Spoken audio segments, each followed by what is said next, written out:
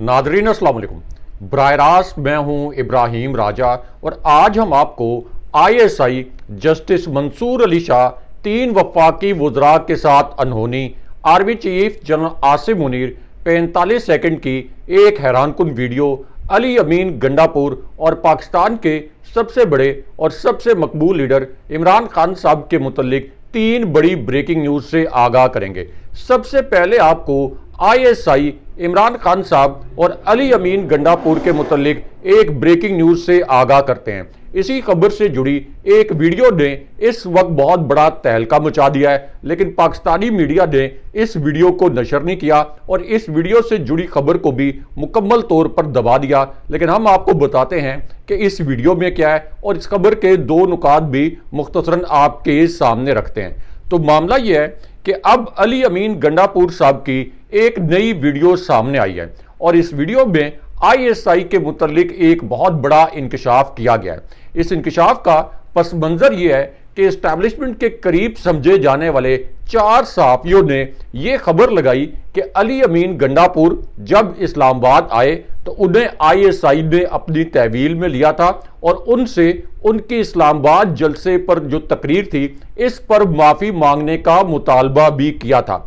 अब इस पर अली अमीन गंडापुर साहब की अब से कुछ देर पहले एक वीडियो सामने आई है और इसमें उन्होंने ISI के हवाले से और इस्टेब्लिशमेंट के हवाले से 3 बड़े इंकशाफात किए हैं। इस वीडियो में अली अमीन गंडापुर साहब ने ये अल्फाज बोले कि मैं माफी किस से और क्यों मांगू। माफी वो मांगे जिन्होंने इमरान खान साहब के गिरबान पर हाथ डाला, यानी GHQ और इस्टेब्लिशमेंट मुझसे और इमरान खान साहब से माफी मांगे। उसके बाद इसी वीडियो में अली अमीन गंडापुर ने ISI के मुतल्लिक भी एक हसास इंकशाफ किया। अली अमीन गंडापुर साहब ने कहा कि अदलिया ने खत लिखा है कि ISI की जानिब से हम पर मनमाने फैसले लेने के लिए दबाव डाला जा रहा है, हमारे रिश्तेदारों को तशद्दुद का निशाना भी बनाया गया, हमारे कब्रों में कैमरे भी लगाए गए। उसके बाद अली अमीन गंडापुर साहब ने कहा कि हम अदलिया को यह कहते हैं कि आप इन लोगों के नाम लें, पूरी कौम और हम सब आपके साथ खड़े हो जाएंगे।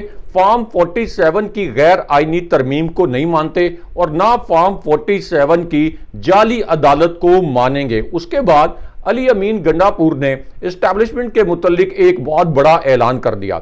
इस ऐलान में अली अमीन गंडापुर साहब ने कहा कि हाँ, मुकदमा दर्ज करने हैं तो कर लें, तगड़े बने, हमारे कारकुनों पर आपने जुल्म किया, इसकी माफी कौन मांगेगा। नवाज शरीफ और आसिफ अली जरदारी जमहूरियत पर डाका डाल रहे हैं, ये कुर्सी के लिए किसी भी हद तक जा सकते हैं। नवाज शरीफ ने कौम का पैसा लूटा और शहबाज शरीफ बूट पॉलिश करते हैं, जबकि मरियम नवाज ने बूट पॉलिश करने में अपने चचा और अपने अब्बा का रिकॉर्ड भी तोड़ दिया। उसके बाद अली अमीन गंडापुर ने अब से कुछ देर पहले इमरान खान साहब की रिहाई के मुतल्लिक भी एक बड़ा ऐलान कर दिया। अली अमीन गंडापुर ने कहा कि हमने अपनी आने वाली नस्लों को आज़ाद करवाना है। जुमे को पूरे मुल्क में मुल्कगीर एहतजाज किया जाएगा और उसके बाद इतवार को मियाँ वाली में जलसा किया जाएगा और उसके बाद फिर पिंडी, जो कि इस्टेब्लिशमेंट का शहर है, इस शहर में भी हम जलसा करेंगे। अली अमीन गंडापुर साहब ने कहा कि ये तहरीक अब किसी सूरत नहीं रुकेगी, हर सूरत में इसी तहरीक के जरिए खान साहब को रिहा करवाएंगे। मुझ पर पंजाब में पाबंदी लगाने वाले वफाकी वुज़रा यानी ख्वाजा आसिफ, अताउल्ला तारड़ या मरियम नवाज को मैं ये पैगाम देता हूं कि मैं तुम्हारे KP में दाखिले पर पाबंदी लगा दूंगा। तुम तो करप्शन के मुजरिम भी हो, तुम पर मुकदमात बनाकर तुम्हें गिरफ्तार भी करवा दूंगा। लेकिन यहां आपको जस्टिस मंसूर अली शाह साहब के मुतल्लिक एक बड़ी ब्रेकिंग न्यूज से आगाह करते हैं। इस खबर के 3 अहम नुकात और 3 अहम इंकशाफात जो इस खबर में किए गए हैं, ये तीनों इंकशाफात मुख्तसरन आपके सामने रखते हैं। अब इस खबर में पहला इंकशाफ army chief general Asim Munir, establishment और इस जाली हुकूमत के रेफरेंस में किया गया। इस खबर में यह इंकशाफ किया गया कि इस वक्त ये जाली हुकूमत जस्टिस मंसूर अली शाह से असल में 3 गारंटीज मांग रही है। अब इनमें से जस्टिस मंसूर अली शाह से पहली गारंटी ये मांगी जा रही है कि 8 फरवरी 2024 का जो एक फ्रॉड इलेक्शन हुआ, 8 फरवरी 2024 को आधी रात को जिस तरीके से नताइज तब्दील किए गए, तो जस्टिस मंसूर अली शाह ये गारंटी दें कि इस फ्रॉड इलेक्शन के मुतल्लिक किसी भी पिटीशन पर कोई ऐसा फैसला जारी नहीं किया जाएगा जिससे ये फ्रॉड इलेक्शन खुल जाए और इस फ्रॉड इलेक्शन की तहकीकात शुरू हो जाए। उसके बाद जो दूसरी गारंटी मांगी जा रही है जस्टिस मंसूर अली शाह साहब से, इसके मुतल्लिक आपको बताते हैं। जस्टिस मंसूर अली शाह से ये कठपुतली हुकूमत दूसरी गारंटी ये मांग रही है कि सिविलियंस के फौजी अदालतों में ट्रायल के मामले पर सुप्रीम कोर्ट से किसी किस्म का कोई फैसला नहीं आएगा। यानी एस्टैब्लिशमेंट जिस किस्म का फैसला चाहती है सुप्रीम कोर्ट से उसी किस्म का फैसला आए और जस्टिस मंसूर अली शाह इस बात को इंश्योर करें। उसके बाद जस्टिस मंसूर अली शाह से तीसरी गारंटी और तीसरी जमानत ये मांगी जा रही है कि ये जाली हुकूमत या एस्टैब्लिशमेंट जिस भी जज के खिलाफ कोई कार्रवाई करेंगे, जस्टिस मंसूर अली शाह और सुप्रीम कोर्ट में उनके साथी जज साहिबान किसी किस्म की मजामत नहीं करेंगे। यानी जिस तरीके से ISI की इस्लामाबाद हाई कोर्ट में मुदाखलत के मुतल्लिक 6 जज साहिबान ने खत लिखा, उसके बाद जस्टिस तारिक जहांगीरी के खिलाफ एक कैंपेन चली, जस्टिस बाबर सत्तार के खिलाफ भी एक कैंपेन चली, तो जस्टिस मंसूर अली शाह से ये गारंटी मांगी जा रही है कि जब भी किसी जज के खिलाफ कोई कार्रवाई होगी तो सुप्रीम कोर्ट मुकम्मल तौर पर खामोश रहेगी, जैसा कि जस्टिस फायज ईसा ने ISI के मुतल्लिक इस्लामाबाद हाई कोर्ट के 6 जजेस के खत का मामला मुकम्मल तौर पर दबा के रखा हुआ है।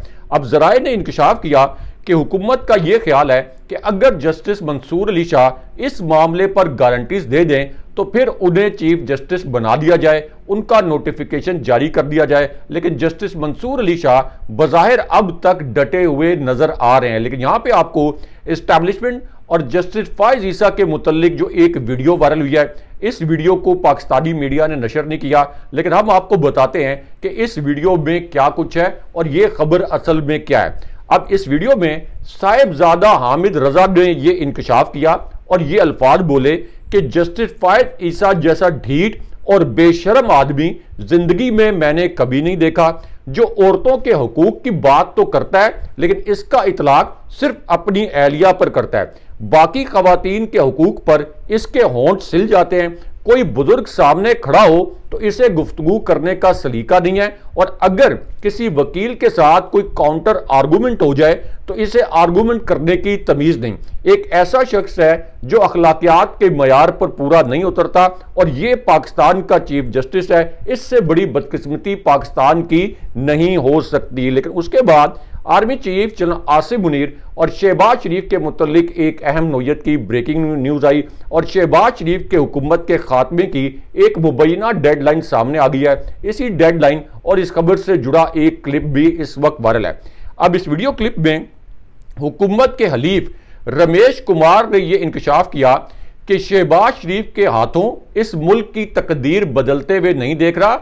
इस वक्त लग ऐसा रहा है कि सारी चीजें नॉर्मल हैं, लेकिन 10-15 दिन इंतजार कर लें, बज़ाहिर चीजें कंट्रोल में लग रही हैं, लेकिन वो यानी एस्टैब्लिशमेंट और GHQ इस वक्त कंट्रोल में नहीं है और 10-15 दिन में इस हुकूमत का धड़न तख्ता हो सकता है। लेकिन यहां पे army chief general Asim Munir, establishment और इमरान खान साहब के मुतल्लिक सीनियर सहाफ़ी हामिद मीर साहब का एक अहम इंकशाफ सामने आया है और उनकी एक वीडियो भी इस वक्त ट्विटर पर वायरल हो गई है।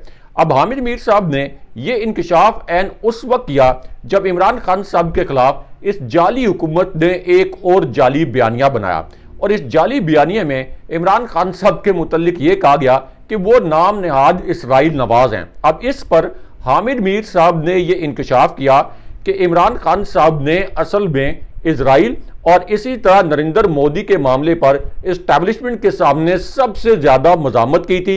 यानी जनाब बाजवा की एस्टैब्लिशमेंट के सामने मोदी और इसराइल के मामले पर जिस लीडर ने सबसे ज्यादा मजामत की वो इमरान खान साहब थे। लेकिन यहां पे army chief general Asim Munir और इमरान खान साहब के मुतल्लिक अब से कुछ देर पहले जो एक और बड़ी ब्रेकिंग न्यूज आई है, ये ब्रेकिंग न्यूज भी आपको मुख्तसरन बताते हैं। और इमरान खान साहब ने army chief general Asim Munir के मुतल्लिक क्या 2 हसास इंकशाफात किए और क्या 2 ऐसे जुमले बोले जिन्हें पाकिस्तानी मीडिया ने सेंसर कर दिया, ये दोनों जुमले भी मुख्तसरन आपके सामने रखते हैं। तो मामला यह है कि इमरान खान साहब ने अपने पहले इंकशाफ के पहले नुक्ते में फौजी क़यादत का रेफरेंस दिया।